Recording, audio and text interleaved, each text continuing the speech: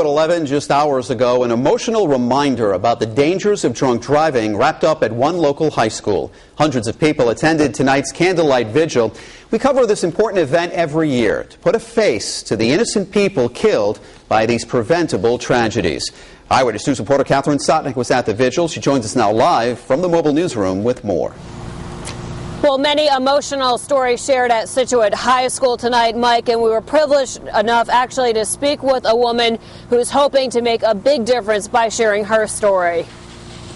You think things are going to go back to the way they were, but they never do. Life will never be the same for Mary Jean Erler of Scituate, who lost her son Charles to a drunk driver nearly 6 years ago. The 19-year-old was killed on Route 6 in Gloucester.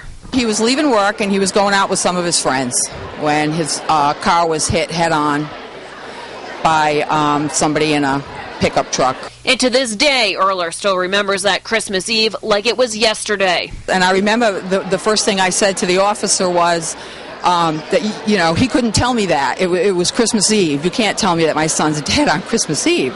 Erler was one of hundreds who came out to Scituate High School Wednesday night for a candlelight vigil. She shared her story with teens from across the state, as did Terry Phillips, who lost her brother Tim 9 years ago. He was killed by a drunk driver on his way home from work. As I said, Tim was carrying a load of steel on his truck, and the impact of the crash into his truck caused the load of steel to shift, and Tim was crushed to death in his cab. And while the stories are painful, the point is to share them, to make people think twice before drinking and driving. And it's dangerous, and it's a stupid decision to make. So I guess it's just about responsibility and being careful and conscious of the other people. Our life, as we knew it, is over. Our son is gone, his life is over, and we have to deal with that every day for the rest of our lives.